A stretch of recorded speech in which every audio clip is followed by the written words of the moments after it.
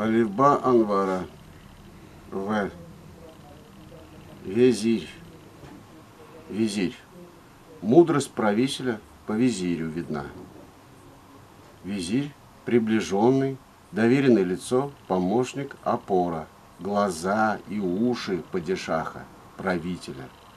Он не смел воровать и брать взятки, старательно исполнял порученные ему дела. Правитель доверял визирю и надеялся на него, как на надежный тыл.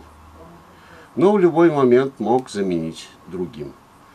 Помощников правителю в делах подбирали из молодых талантливых мужчин, проявивший особую мудрость, независимо от происхождения, мог стать даже великим визирем, главным помощником. Великий визирь возглавлял высший совет, диван, и решал все текущие вопросы.